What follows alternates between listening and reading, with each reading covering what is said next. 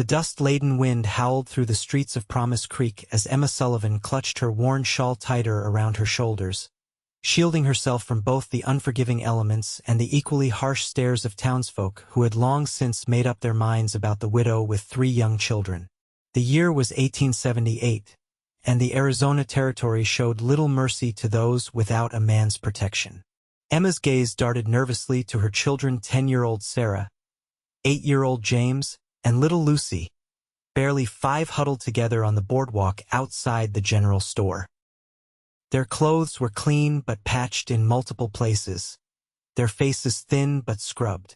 Emma had sworn when Thomas died in that mining accident 2 years ago that her children would never look like charity cases, even as their situation grew increasingly desperate.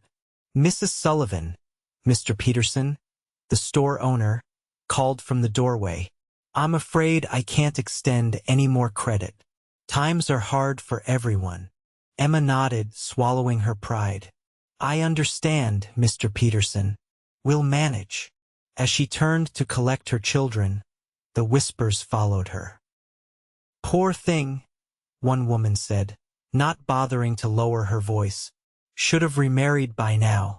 Those children need a father." "Not many men willing to take on another man's brood," her companion replied. "Especially not with the drought and all." Emma pretended not to hear, but her cheeks burned with humiliation. Sarah, always too perceptive for her age, slipped her small hand into her mother's. "It's all right, Mama. I can help more with Lucy so you can take in more washing." Emma's heart ached. No child should have to worry about such things. "Come along now," she said, forcing brightness into her voice. "We'll make do with what we have." As they turned toward the dusty road leading to their small cabin on the outskirts of town, the thundering of hooves drew their attention. A group of riders approached, trail dust clinging to their clothes, the lead rider tall in the saddle atop a magnificent chestnut stallion. The townspeople parted as the riders dismounted outside the saloon. The leader, a broad-shouldered man with sun-bronzed skin and eyes the color of a summer storm, surveyed the street with the watchful gaze of someone accustomed to danger. His dark hair was longer than most men wore it, curling slightly at his collar beneath his wide-brimmed hat. "Mama, who's that?" Lucy asked, her voice carrying in the sudden stillness. Emma hushed her daughter, but not before the stranger's gaze found them. For a moment, their eyes locked, and Emma felt an inexplicable shiver run down her spine. She quickly looked away, ushering her children forward. "Owen Blackwood," someone whispered behind them. "Heard he's looking for work after that trouble down in Texas." Emma hurried her children along, wanting nothing to do with any man who had trouble following him. They had enough of their own. The next morning brought no relief from their circumstances. Emma rose before dawn to start the fire and prepare a meager breakfast of cornmeal mush before waking the children. Her hands were raw and reddened from the washing she took in, but there was never enough money. Sarah helped dress Lucy while James fetched water from the well. They worked together with the solemn efficiency of children who had grown up too quickly. "We're out of firewood, Mama," James announced, his small face serious beneath his mop of sandy hair. Emma sighed. "I'll go cut some more after I deliver Mrs. Holloway's washing." "But your hands are already bleeding," Sarah protested. "I'll manage," Emma insisted, though she wasn't entirely sure how. The axe was heavy, and her strength was failing after too many meals sacrificed so her children could eat. A knock at the door startled them all. Visitors were rare this far from town. Emma approached cautiously. "Who is it?" "Owen Blackwood, madam. I understand you might have some work needing done." Emma frowned, opening the door just enough to see the man from yesterday standing on her porch, hat in hand. Up close, he was even more imposing, tall and powerfully built, with a face that might have been handsome if not for the scar that ran along his jawline and the wariness in his eyes. "I don't recall seeking help, Mr. Blackwood," she said stiffly. His lips quirked slightly. "No, madam, you didn't. Mrs. Holloway mentioned you might need some assistance with firewood and repairs. I'm looking for honest work." Emma hesitated. They desperately needed help, but strange men were dangerous, especially for a woman alone with children. "I can pay you with a meal," she finally offered, her pride stinging at the admission. Owen nodded. "That would be fine, Mrs. Sullivan." "Emma Sullivan." "Madam." He nodded respectfully. "Your children, Sarah, James, and Lucy," she said, not inviting him inside. "Fine-looking youngsters," he commented, his gaze lingering on them with an expression Emma couldn't quite read. "Now, about that firewood?" For the next few hours, Emma watched suspiciously from the window as Owen split more wood than they'd had in months. He worked efficiently, the muscles in his arms and back rippling beneath his shirt as he swung the axe. When he finished with the wood, he moved on to fixing the sagging front step without being asked, then the loose shutter that had banged all winter. The children watched him with fascination. Lucy, always the boldest, ventured outside to sit on a stump and observe. "Are you a real cowboy?" Emma heard her daughter ask. Owen paused in his work. "I suppose I am, little miss. I've herded cattle, broken horses, and slept under the stars more nights than I can count." "Have you shot bad guys?" James called from the doorway, ignoring his mother's admonishing look. A shadow crossed Owen's face. "I've done what needed doing to survive," he said carefully. "But a gun isn't something to be proud of using, son." Emma called the children inside when noon approached, then reluctantly invited Owen to join them for the promised meal. She stretched the stew with extra potatoes and was mortified when she could offer only a small portion to a man who had worked so hard. Owen, however, ate as if it were a feast, complimenting her cooking and engaging the children with stories of his travels that somehow never included violence or impropriety. Emma found herself relaxing despite her initial misgivings. "Mr. Blackwood," she said as he prepared to leave, "I appreciate your help today, but I want to be clear that I can't afford to hire you regularly." He studied her for a moment, those storm-gray eyes seeming to see right through her. "Mrs. Sullivan, I'll be straight with you. I'm staying in Promise Creek for a spell, and I need work. You need help. I propose a trade my labor for meals and perhaps a place to sleep in your barn when the weather turns." Emma stiffened. "I don't think that would be appropriate, Mr. Blackwood. I'm a widow and people talk." "People always talk," he said with a hint of bitterness. "But your roof needs patching before the rains come. Your fence is falling down, and from what I can see, you're working yourself to illness trying to keep everything together." His voice softened. "I'm not asking to move into your home, Mrs. Sullivan, just offering an arrangement that benefits us both."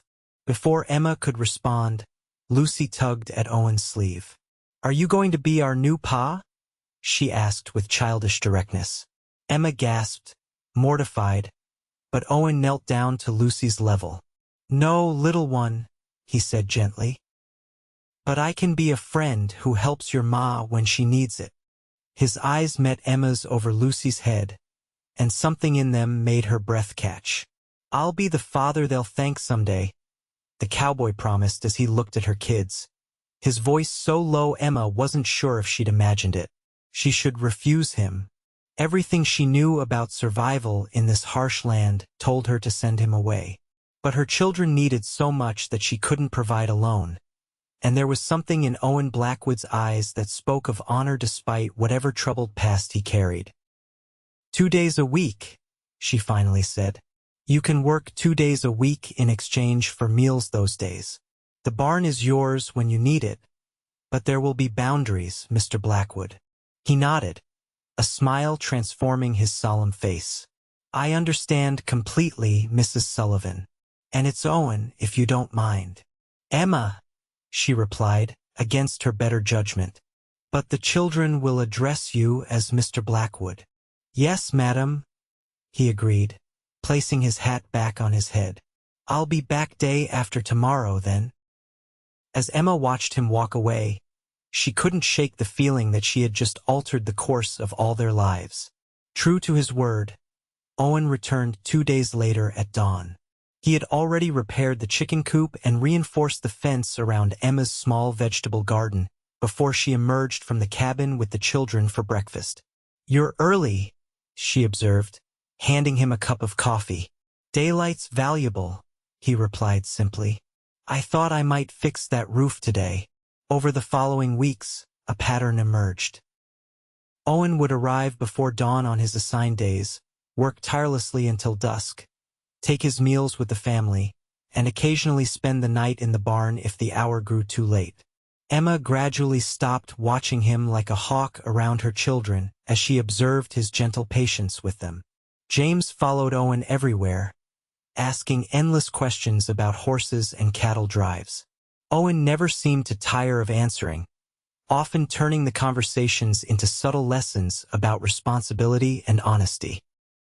Even Sarah, who had been the most wary of the stranger, began to seek his help with her studies. Emma had insisted on continuing the children's education after Thomas died, but mathematics had never been her strength. Owen, surprisingly, had a quick mind for figures and spent evening hours helping Sarah with her arithmetic by lamplight.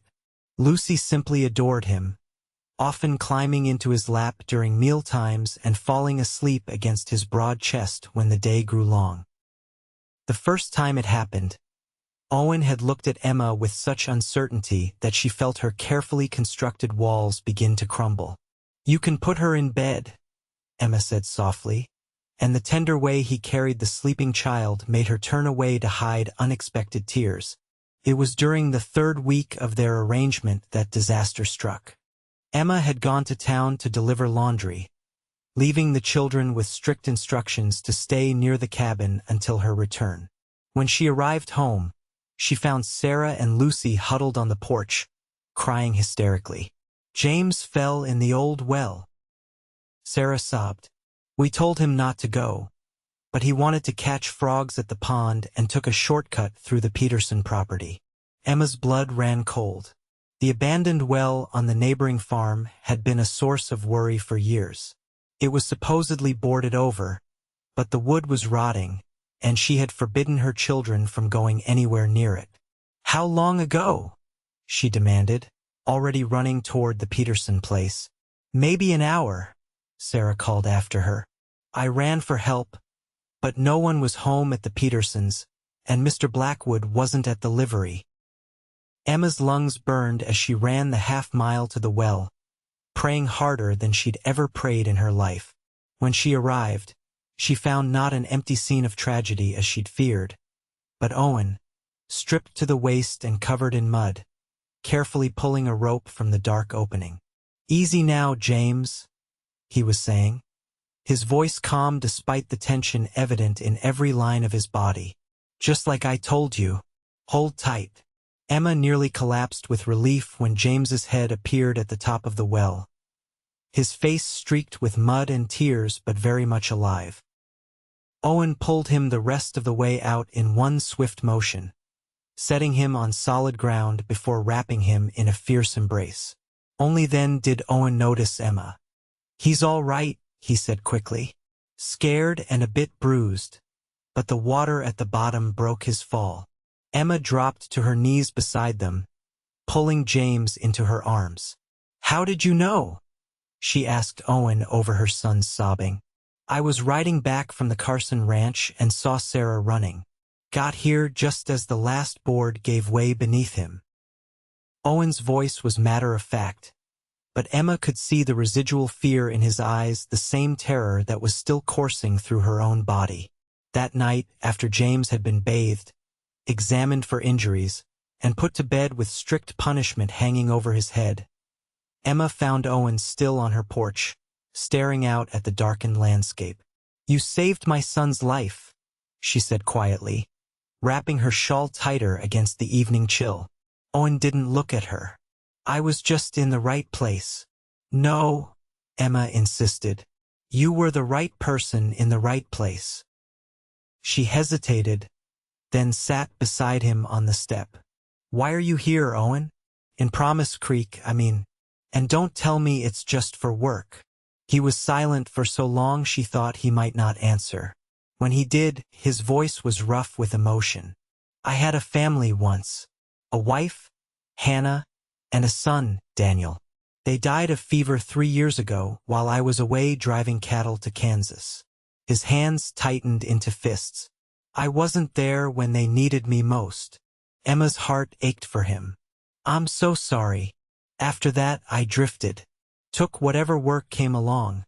Didn't much care if I lived or died." He finally looked at her. "Then I rode into Promise Creek and saw you with your children. You reminded me of Hannah, that same determined look, trying to hold everything together on your own." "So we're your penance?" Emma asked, unsure whether to be angry. Owen shook his head. "No. You're my redemption, maybe. A chance to do something good." He ran a hand through his hair. "I never planned to stay. But then Lucy asked if I was going to be their new pa, and something just shifted." Emma finished for him, understanding all too well. Something had shifted for her too, watching this strong, quiet man gently teach her son to whittle or patiently braid Lucy's hair when Emma was too busy with chores. "I should go," Owen said, standing abruptly. "It's not proper, me being here this late." Emma remained seated. "Stay," she said softly. "In the barn, I mean. It's too dark to ride back to town now." He nodded, his expression unreadable in the shadows. "Thank you, Emma." As she watched him walk toward the barn, Emma acknowledged to herself what she had been fighting for weeks. She was falling in love with Owen Blackwood, and it terrified her more than any hardship she had faced since Thomas died. The seasons began to change, summer heat giving way to the more temperate days of early autumn. Owen's twice-weekly visits had gradually increased until he was at the Sullivan cabin nearly every day, arriving early and staying late. The boundaries Emma had so firmly established blurred as he became an essential part of their lives. The children now ran to greet him whenever he appeared on the horizon, and Emma found herself watching for him too, her heart quickening at the sight of his tall figure astride his horse. The cabin and surrounding property had been transformed by his skilled hands. The roof no longer leaked. The garden flourished behind its sturdy fence, and a new barn stood where the old one had nearly collapsed. But the most significant changes were less visible. James walked taller, imitating Owen's straight-backed posture. Sarah laughed more freely, her serious nature lightened by Owen's gentle teasing. And Lucy had stopped asking when her father was coming back, instead telling anyone who would listen about Mr. Blackwood and his wonderful stories. Emma, too, had changed. The constant worry that had been her companion since Thomas's death eased as Owen shouldered burdens she'd carried alone for too long. Her hands began to heal, and occasionally she caught her reflection and barely recognized the woman with color in her cheeks and light in her eyes. The townsfolk noticed as well. The pitying looks gradually transformed into curious glances and whispered speculation. Mrs. Holloway, who had become something of a friend to Emma, didn't bother to whisper. "That cowboy of yours has been good for you and those children," she said bluntly one afternoon as Emma delivered her laundry. "Time you made it official before tongues start wagging even more." Emma flushed. "He's not my cowboy, Mrs. Holloway. He works for meals, that's all." The older woman snorted. "Child, I've been married 40 years. I know what a man in love looks like, and that Owen Blackwood looks at you like you hung the moon and stars." Emma had no response to that, because the truth was too frightening to acknowledge. If she admitted she loved Owen and that he might love her in return, she would have to face the possibility of loss again. Thomas had promised to always provide for her, and a mine collapse had made him a liar. How could she trust Owen's unspoken promises when his past was still largely a mystery? That evening, Owen stayed to help Sarah with a particularly difficult arithmetic problem. Emma sat by the fire, mending one of James's shirts, while Lucy dozed in the rocking chair. The domesticity of the scene struck Emma with such force that she pricked her finger with the needle. "You all right?" Owen asked, looking up from Sarah's slate. "Yes," Emma said quickly. "Just clumsy tonight." When Sarah finally mastered the problem and went to bed, Owen and Emma found themselves alone by the fire, Lucy having been carried to bed an hour earlier. "I should go," Owen said, but made no move to leave. Emma set aside her mending. "Owen, what are we doing?" He looked at her steadily. "What do you mean?" "This?" She gestured between them. "You're here nearly every day. The children depend on you. She faltered. "You what, Emma?" He prompted gently. She stood, needing distance. "I'm afraid." Owen rose as well but didn't approach her. "Of me?" "No," she whispered. "Of this feeling. Of depending on someone again, only to be left alone." His expression softened. "Emma Sullivan, I have no intention of leaving you or those children unless you send me away." "You say that now," she argued. "But you've been drifting for years. What happens when the wanderlust takes you again? Or when the trouble you left in Texas finds you?" A shadow crossed his face. "So you've heard the rumors." "It's a small town," Emma said. "People talk about the mysterious cowboy who appeared from nowhere and spends all his time with the widow Sullivan." Owen sighed, running a hand through his hair. "I should have told you everything from the beginning." "Yes," Emma agreed. "You should have." He sat back down, gesturing for her to do the same. When she did, he began his story. "After Hannah and Daniel died, I went a little crazy with grief. Started drinking, getting into fights. Ended up riding with some men I shouldn't have." His voice was flat, emotionless. "They robbed a bank in a town called Redemption, over in Texas. I was supposed to be the lookout, but when I realized what they were planning, I tried to stop them." Emma's heart pounded. "Did you?" "No," he said grimly. "By the time I got inside, shots had been fired. The banker was dead, and so was one of the gang. I managed to wound the leader before they escaped with the money." "So you're wanted for murder?" Emma whispered, horrified. Owen shook his head. "No. The sheriff knew I tried to stop it. But the gang leader, a man named Ellis, swore he'd find me someday." His eyes met hers. "That's why I've kept moving. Not wanderlust, Emma. I've been trying to keep Ellis from finding me and hurting anyone I care about." "And now you care about us," Emma said, understanding dawning. "More than I ever thought possible," he admitted. "Your children have brought me back to life, Emma. And you." He reached for her hand, and she let him take it. "You make me want to be the man I was before I lost everything." Emma looked down at their joined hands. "I'm still afraid, Owen." "I know," he said. "But I promise you this, I will never willingly leave you or those children. If Ellis comes, we'll face him together. And if you'll have me, I'll be the father they'll thank someday for loving them as my own." Emma's eyes filled with tears. "And what will you be to me?" Owen's other hand came up to cup her cheek. "Whatever you'll allow, Emma Sullivan. Friend, companion, protector." His voice dropped. "Husband, if you'll have me." The word hung between them, full of promise and possibility. Emma closed her eyes, leaning into his touch. "I need time, Owen." "You have it," he said, pressing his lips gently to her forehead. "I've waited 3 years to feel alive again. I can wait a little longer for you to be ready." As autumn deepened toward winter, Emma's feelings for Owen grew stronger, even as she continued to hold back from fully committing to a future with him. The children, however, had no such reservations. They had completely embraced Owen as part of their family, and Emma often found herself watching their interactions with a mixture of joy and lingering fear.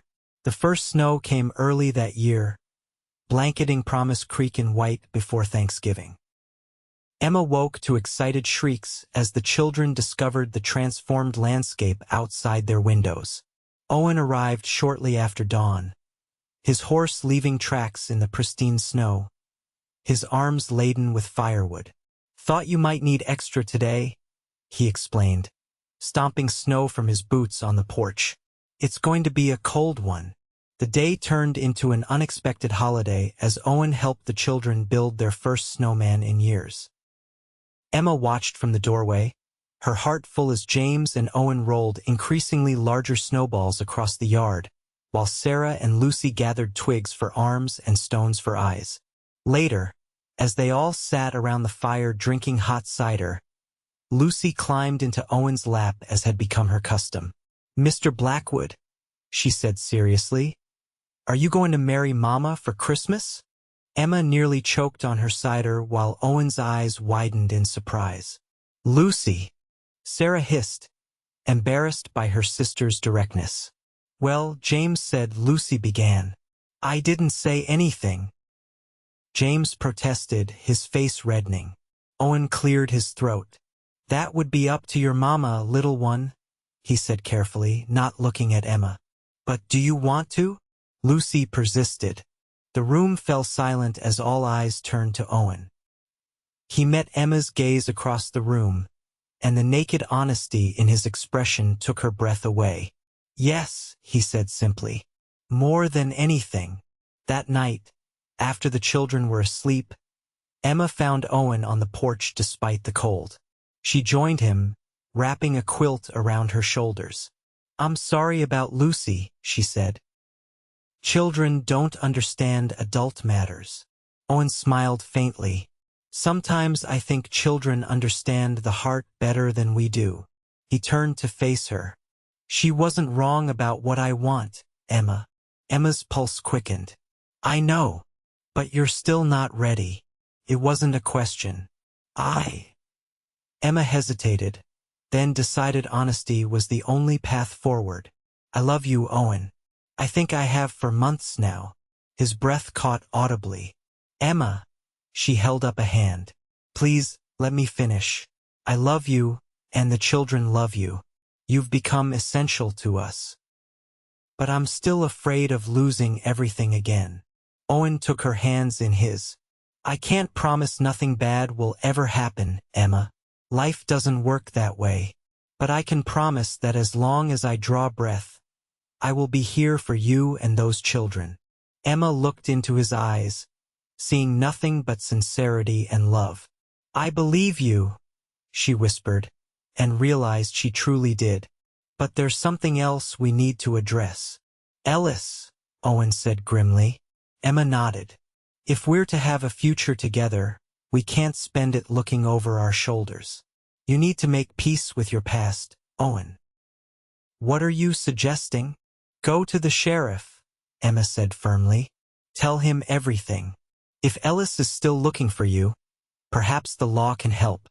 Owen was quiet for a long moment. "And if they arrest me? Then we'll face that together," Emma said. "But I don't think they will. You tried to stop the robbery, Owen. That counts for something." He looked at her with wonder. "You're an extraordinary woman, Emma Sullivan." "I'm a practical woman," she corrected. "And I want us to start our life together without shadows hanging over us." Owen's smile was slow and beautiful. "Does that mean?" Emma nodded, her heart pounding. "Yes. If you still want to marry me after clearing your name, then my answer is yes."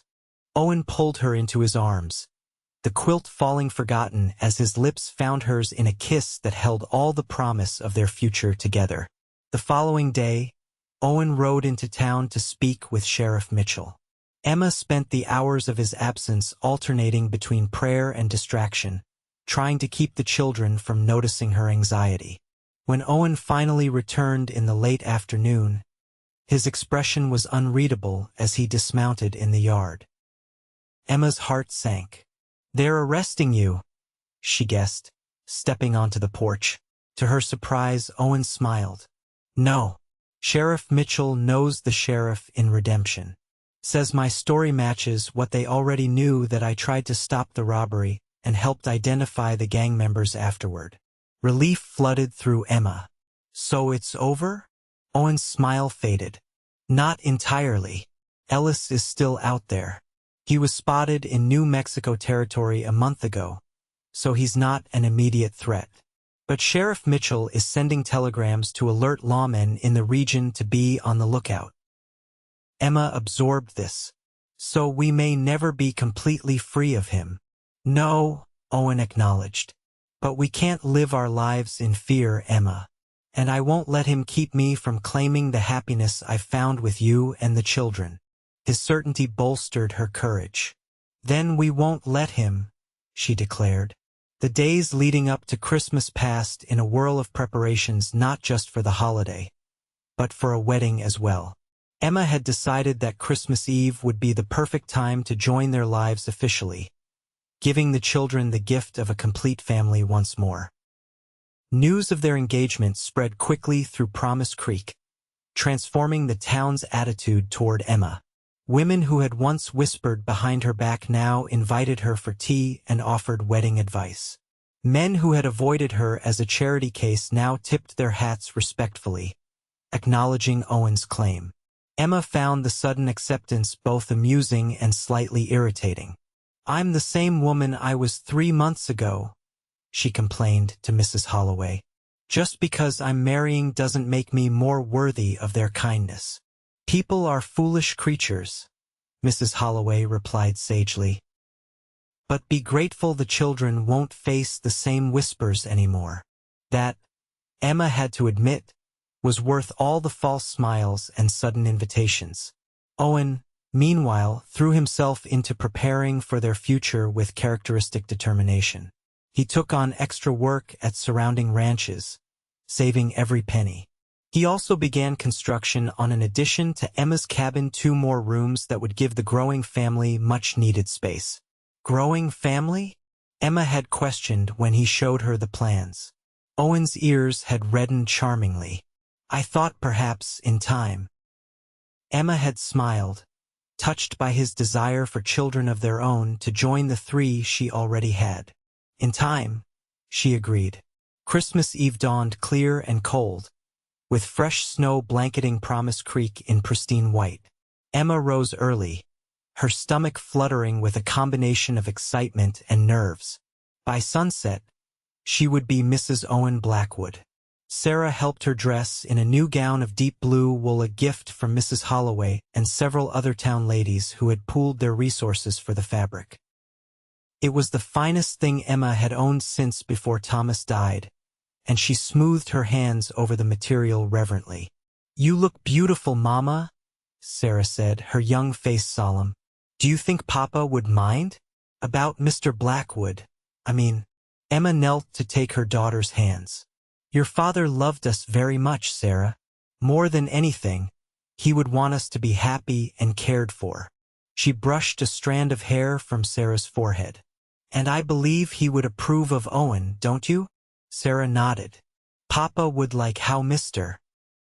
Blackwood teaches James to be a gentleman even while showing him how to be strong, and how he respects your intelligence and encourages your studies, Emma added. And how he never gets tired of Lucy's questions, Sarah finished with a smile. Yes, I think Papa would approve. The simple ceremony took place in the town's small church, decorated with evergreen boughs and candles for the Christmas Eve service that would follow. The entire town seemed to have turned out, packing the pews as Emma walked down the aisle with her children at her side. Owen waited at the altar, looking more handsome than Emma had ever seen him in a new black suit, his hair neatly trimmed and his face freshly shaved. The love in his eyes as she approached made her throat tight with emotion. Pastor Wells kept the service brief in deference to the children and the coming Christmas celebration. When he pronounced them husband and wife, Owen's kiss was gentle but held a promise that made Emma blush under the approving eyes of the congregation. The townsfolk had organized a small reception at the hotel dining room, another gesture that touched Emma deeply. As they celebrated with cake and punch, she watched Owen with her children, James proudly standing beside his new stepfather, Sarah smiling more freely than she had in years, and Lucy perched in Owen's arms, chattering excitedly about Christmas presents. "You've done well for yourself, Emma," Sheriff Mitchell said, appearing at her side. "Blackwood's a good man." "The best," Emma agreed. The sheriff hesitated. "I should tell you I received a telegram this morning. Ellis was captured in Santa Fe last week. Tried to rob another bank and got himself shot in the process." Emma's hand flew to her throat. "Is he dead?" "No. But he'll be spending the next 20 years in prison." The sheriff patted her arm. "Thought you should know. Consider it a wedding present. You and Blackwood can stop looking over your shoulders now." Tears of relief stung Emma's eyes. "Thank you, Sheriff. That's the best gift we could receive." Later, as they returned to the cabin, their home with the sleepy children, Emma shared the news with Owen. He stopped in the yard, looking up at the star-filled sky for a long moment. "It's really over," he said finally, his voice thick with emotion. "A new beginning," Emma corrected, slipping her hand into his. "For all of us." That night, after the children had fallen asleep amid the excitement of Christmas Eve and their mother's wedding, Emma and Owen stood together by the fireplace in their cabin. "I have something for you," Owen said, producing a small package wrapped in brown paper. Emma unwrapped it carefully to find a silver locket. When she opened it, she found a tiny portrait of her 3 children on one side, the space on the other empty. "For our future children," Owen explained, his voice husky, "to keep them all close to your heart." Emma's eyes filled with tears as Owen fastened the locket around her neck. "It's perfect," she whispered. "There's something else," he said, producing an envelope from his pocket. "The deed to the Carson place next door. It's ours now." Emma gasped. "Owen, how?" "That's 50 acres and a proper house. I've been saving every penny since I came to Promise Creek," he explained. "And Carson was eager to sell before heading back east. It needs work, but by spring we can move in." His eyes held hers. Room for the children to grow, for horses for James, for Sarah's garden experiments. Room for more little ones when we're ready. Emma threw her arms around him, overwhelmed by his generosity and planning. "You've thought of everything." Owen held her close. "I promised to be the father they'd thank someday, Emma. That means providing a future for all of us." As Emma melted into her husband's embrace, she knew with absolute certainty that the hardest days were behind them. The road ahead would have its challenges, raising 3 children with another on the way, as she suspected from the changes in her body these past weeks. Building a new home, creating a life together, but they would face it all as a family. Christmas morning dawned bright and clear, the sunlight sparkling off the snow as the children's excited voices filled the cabin. Emma watched from the doorway as Owen helped Lucy unwrap a handmade doll, his patience infinite as she demanded he make it talk in different voices. James proudly showed off the small knife Owen had given him, along with strict instructions on responsible use. Sarah sat quietly with the illustrated book of poetry that Owen had ordered all the way from Denver, her eyes shining with pleasure. When the children's excitement had momentarily abated, Emma touched Owen's arm. "I have news," she said softly. "A gift that won't arrive until summer." Understanding dawned in his eyes, followed by a joy so profound it took her breath away. "Emma, are you certain?" She nodded, placing his hand over her still flat stomach. "Our family is already growing." Owen pulled her into his arms, mindful of the watching children. "Thank you," he whispered against her hair. "For what?" she asked. "For giving me back my life, for trusting me with your children, for loving me despite my past." Emma smiled up at her husband. "And thank you for being the father they'll thank someday, and the man I'll thank every day of our lives." As spring turned to summer in Promise Creek, the Sullivan Blackwood family flourished in their new home. The Carson place had been transformed under Owen's skilled hands, with help from James, who shadowed his stepfather's every move.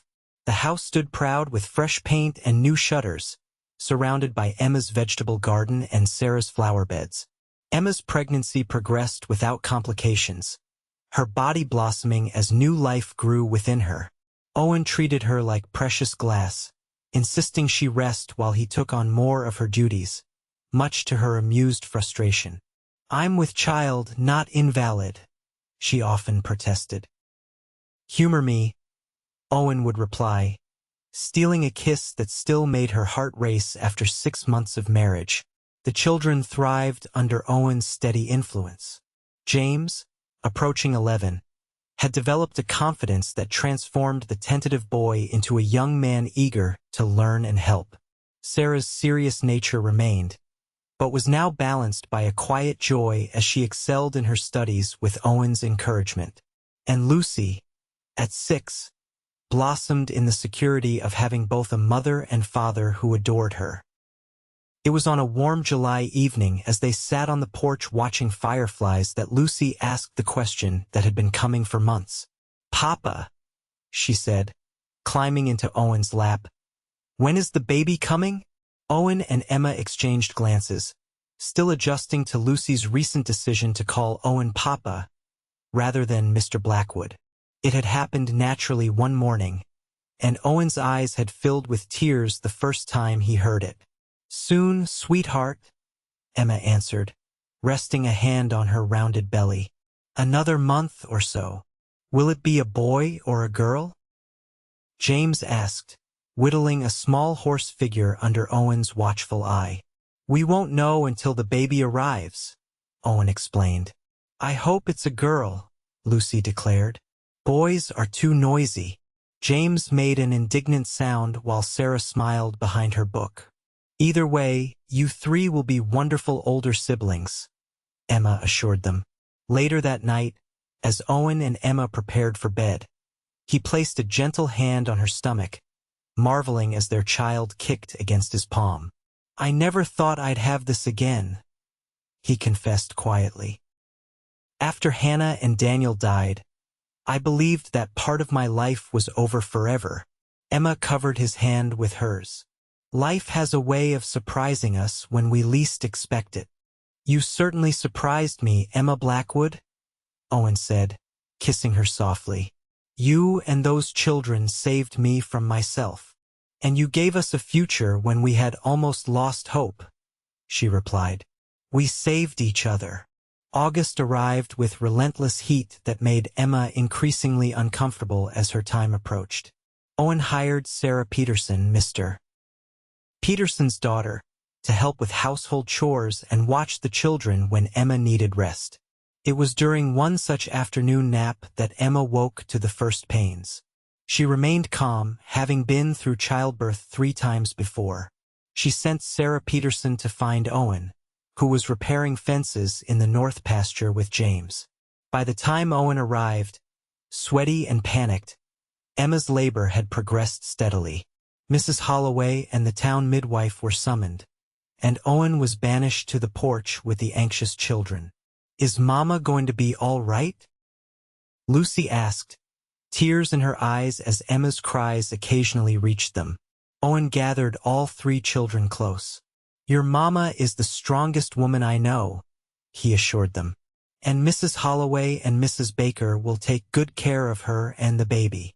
As dusk fell, the waiting became nearly unbearable for Owen. He had been absent when Hannah died giving birth to Daniel, a fact that had tormented him for years. The thought of losing Emma in the same way filled him with terror. James, sensing his stepfather's fear, sat quietly beside him.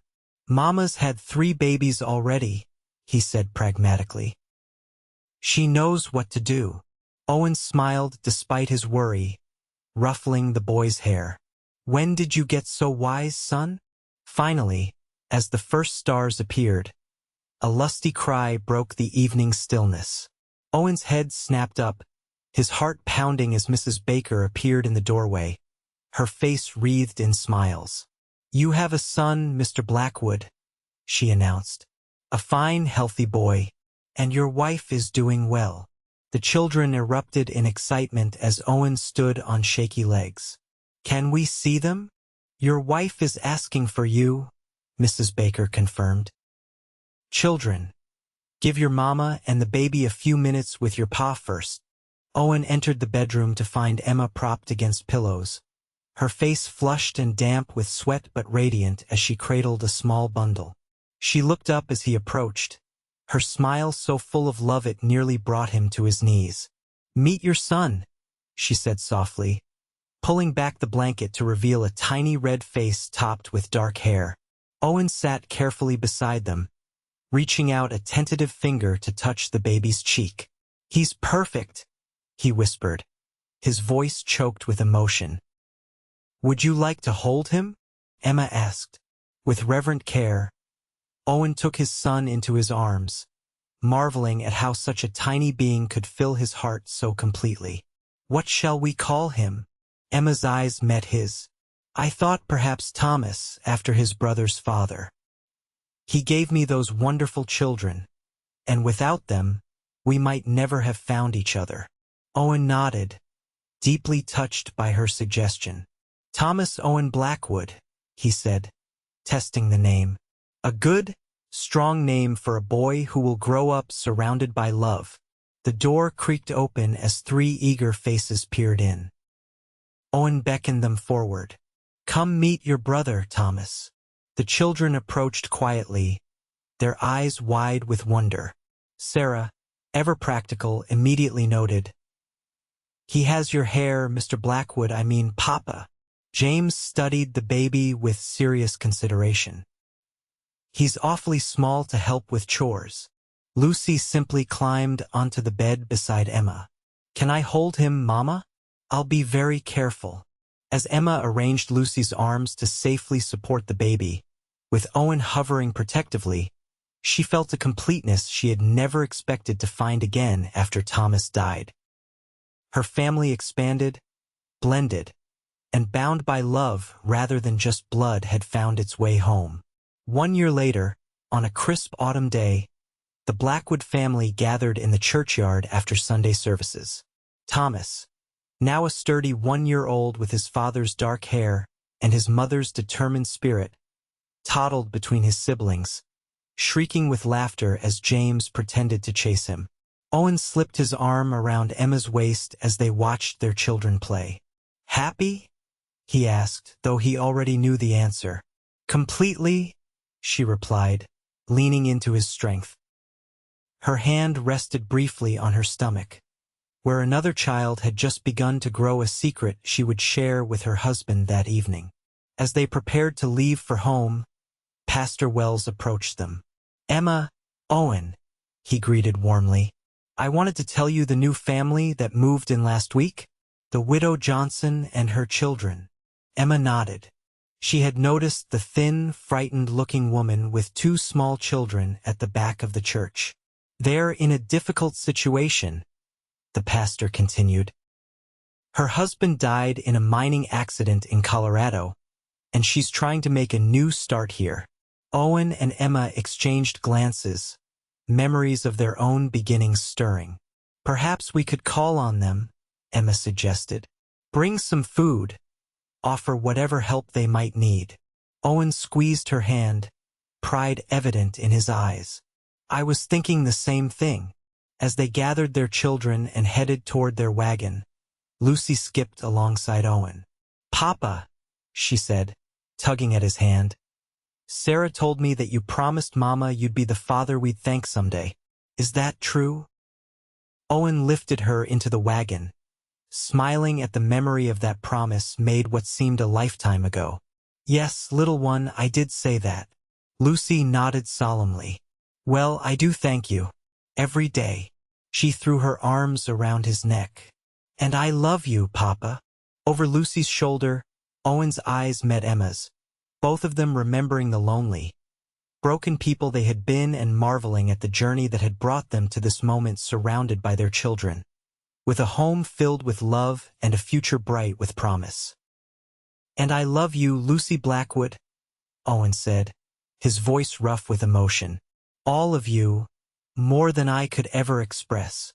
As they drove home beneath the golden autumn leaves, Emma knew that whatever challenges life might still bring, they would face them together, a family forged not by circumstance but by choice, by love, and by a cowboy's promise kept.